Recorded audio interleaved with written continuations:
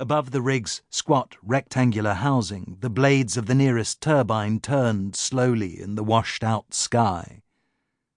All around, to every horizon, the blades of the wind farm turned. The line spun slowly. 10 turns one way, then a pause, then 10 turns back. The boy lay down on his stomach, reached out and held the netting until it stilled. The fields stretched out around him, row after row of turbines, like strange crops. From a distance they all looked identical, but up close, each tower was marked with dark blooms and scabs of rust. There were seepages of oil and grease creeping downward, streaks of salt corrosion reaching up, forming intricate patterns of stalactites and stalagmites. Some of the turbines had slumped down at an angle, their foundations crumbling like silt. Some had damaged blades, and threw their remaining limbs around in jolting arcs. Others were missing their blades and nacelle entirely, leaving only the towers standing, like fingerposts marking the steady progression of malfunction and storm. He tried to feel his way down to where his hook was caught.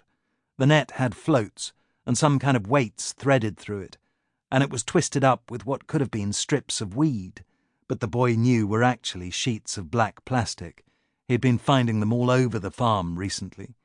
He worked his hand in and found the hook, then took a knife out of his pocket and began to cut away at the netting, strand by strand, until it slumped down into the water, leaving just the hook and the object it was stuck in. It was a boot. Black, company issue, the same as the boy's, except where his were dark and supple from regular cleaning and waterproofing. This one was salt-stiffened, bleached and cracked, making it look like it was cut from some kind of rough stone. He reached out slowly, tilted it, and looked inside. The laces had come undone, and it was empty, which was a relief. He'd found a boot once before, floating through the farm, still laced up tight. When was that? It had been down in the south fields. The boot had been brown, painted at the toe. The leather and its contents had been scratched and picked apart. There must have been birds around then. And fish. The boy put the knife away in his pocket and took out a battered digital watch. It was missing its strap and one button, and when he touched the display, bubbles of moisture spread inside the casing. It read 5:15. He looked up at the sky and saw perhaps a paler patch of cloud in the west. When he closed his eyes, the same patch appeared on the backs of his eyelids. The wind dragged across the rig. Sometimes it sounded thin and hollow. Sometimes it thudded as if it were a solid wall, impossible to move past. The line rocked. The turbines groaned and thrummed. The boy held the boot still. The sole was smooth and washed clean, the sea already cleaning things up, making things anonymous. "Where have you come from?"